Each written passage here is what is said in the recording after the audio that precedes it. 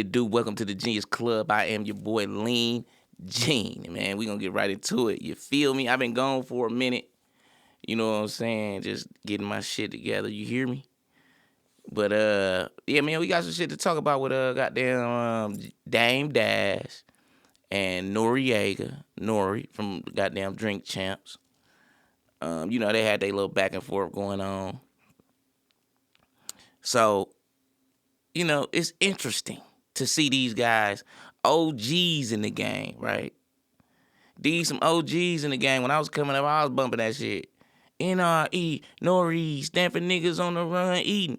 Everybody know about Dame Dash and where he come from, right? Goddamn Jay-Z and shit. You know what I'm saying? But on a high note, it's good to see, you know, grown men can come together and goddamn squash they beef, whether it's words on the internet just surfacing. You know what I mean? That shit really don't mean nothing to no real nigga. You know what I mean? Like, let's keep this shit a buck. What is y'all going back and forth about? Yeah, I'm gonna keep it 100 though. Niggas do sell their own culture out. Dame Dash the type of nigga that really ain't selling his culture out. He really like fuck the money. He really like, well shit, if I gotta go broke, I gotta go broke. A lot of niggas can't do that, you know what I mean? And a lot of niggas be backdooring. You know what I mean? So I look at it like, man, that is that's super valid. Cause a lot of these niggas is bitch made. You know what I'm saying? A lot of these niggas ain't got what it take.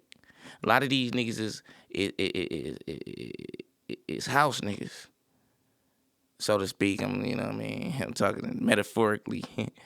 You know, some slave shit. You know what I'm saying? A lot of these niggas house niggas, man. And what's crazy about it, you wouldn't even think a lot of these niggas is house niggas, metaphorically. You would think that, damn, a lot of these niggas claim to be about that. But really, they not about it. You know what I mean? Because these niggas can't stand to have no paper. They willing to do anything for some paper. You know what I'm saying? So I stand with Dame on that shit like that, though. Like, that's where I come from. Like, I come from that type of cloth. But N.O.R.E, I guess N.O.R.E hit up goddamn Big Face, which is Dame Dash guy who we do the podcast with. Shout out to Drink Champ. Shout out to goddamn America New. But Big Face do the shit with Dame Dash on America New. He do the podcast with Dame Dash on America New. I guess Noriega hit Big Face up like, hey, I'm about to go in on Dame because I seen Dame was talking shit about me about some old other shit. Because they been having a back and forth and shit about that. Because Dame was like, shit, I plugged N.O.R.E. N.O.R.E like, well, you... Because N.O.R.E keep, like, underhanded a motherfucker, too. Let's keep it 100. Like, he keeps saying, I got plenty of respect for Dame, but I ain't gonna let him do this. I mean, let him do... Okay, is what Dame's saying not true? Or are you just saying shit that ain't true? Because I'm trying to figure it out. And Dame came on this shit today and was like, well, shit, it's a whole lot of miscommunication shit going on. But I'm gonna keep it 100. I'm gonna respect Dame a little bit harder for this one. You know what I mean? He looking out for this family. He not with that bullshit with all these corporations. He not trying to sell his fucking soul for no paper. You hear me? So I'm gonna have to go with Dame on this one. But I mean, I'm glad these brothers squashed their beef. You know what I mean? Let's check it out, though. You know, enough talking for me. Let's check it out. I'm gonna come back and give you some commentary. Let's go. For you on vacation. What'd you think about that? Well, so I guess this happened last night. And for some reason on Sundays, I take naps. I don't know. I love a good nap. So I took a nap and I woke up to Big Face Gary and he was like, called me, pause. There's my pause button. Woke up to Big Face Gary. That's crazy. So he called me and I woke up and he was like, yo, N.O.R.E said, lame Dame and He called me and told me he's coming at you. Pause. As soon as he gets back from vacation. And I was like, huh? I was like, he could just call me. So he called back with N.O.R.E on the phone. And then N.O.R.E put Bleek on the phone. And, something happened that I really liked. We talked like brothers. Honestly, we were able to, we made a decision not to speak about exactly what we spoke about. But at the time, I didn't know that there was a video out. So this is the reason why I'm addressing it. But at the end of the day, we worked it out. And it honestly felt like real brothers arguing or speaking on things that they didn't like about one another. And I think it's important that men talk instead of having problems on the internet and then getting into a bigger problem just over words and misunderstandings. So, for me, that was some real man shit that we got to speak. And the only reason why at times I'm going to get on an interview and speak about things that are bothering me is because I can't get to that person to speak to them, or they haven't reached out to me.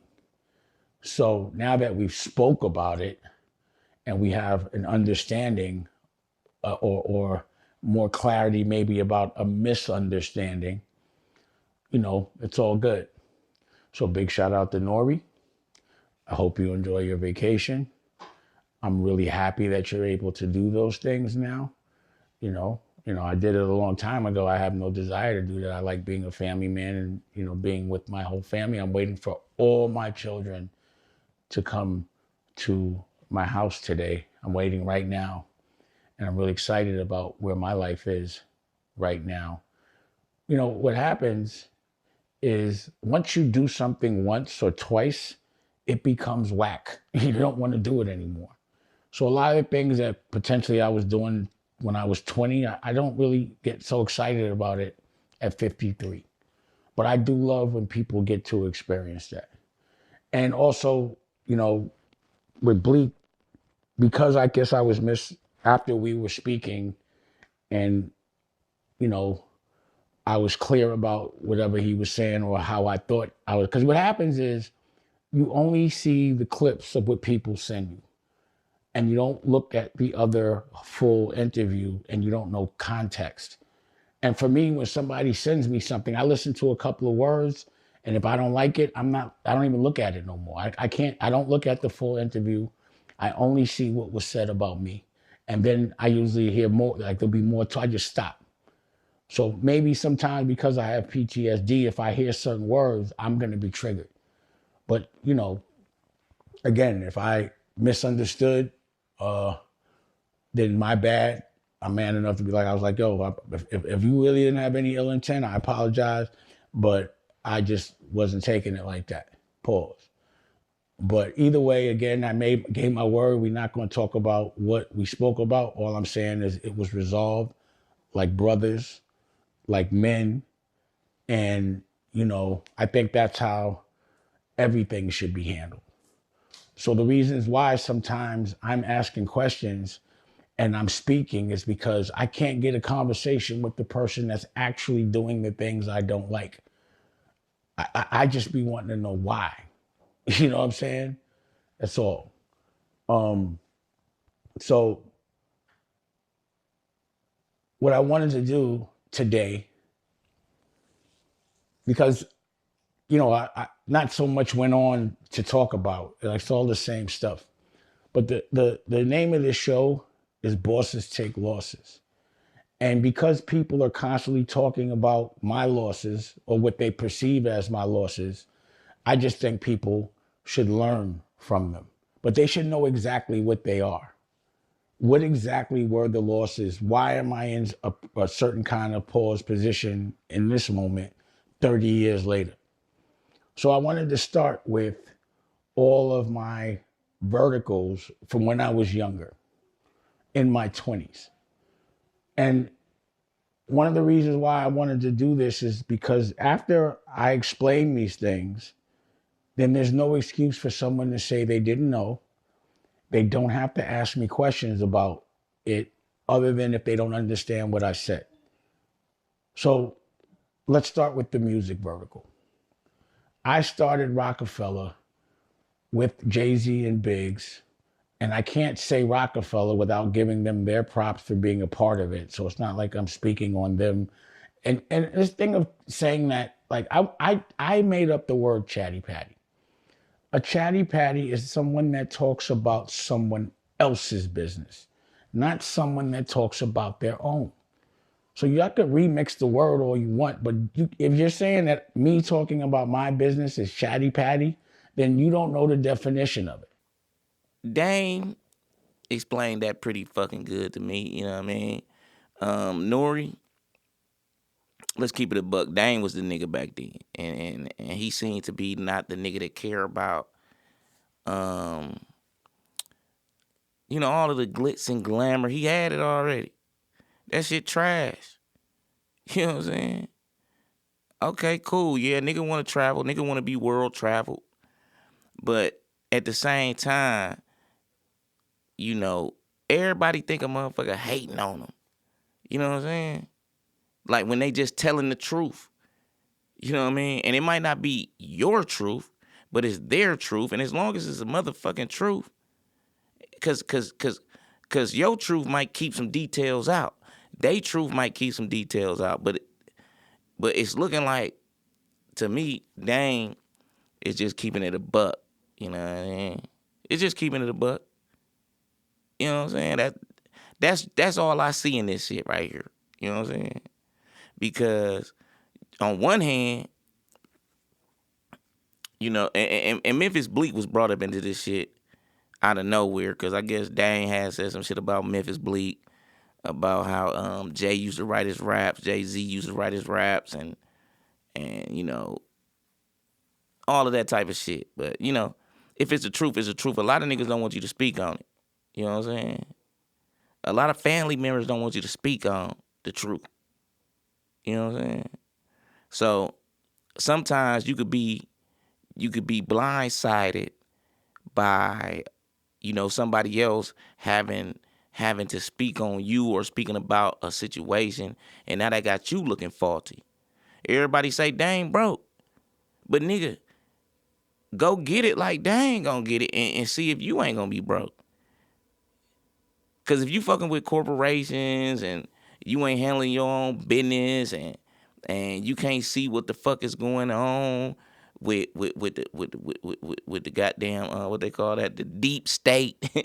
You can't see what's going on with the deep state, nigga.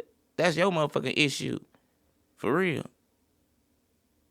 You know what I'm saying? So I just want to come on here give y'all my opinion about this shit. I'm riding with Dame on this one. You know what I'm saying? I like what he doing with his family. I like what he doing with his business. I like the whole thing behind it, because any motherfucker can jump behind somebody that ain't a part of their culture, because a part of their culture is getting raped.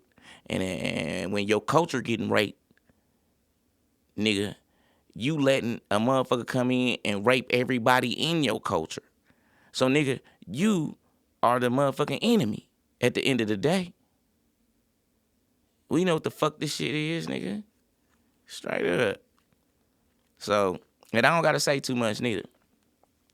I just getting this shit off my chest, man. Hey, my fault. Hey, like, comment, and motherfucking subscribe, and give your boy some motherfucking engagement, man. Cause your boy is trying to motherfucking grow, nigga. Let's go. Yeah, 2015, niggas. I mean, I'm tripping. I'm going back in the day, nigga. 2025, nigga. We on our way, baby. I'm out.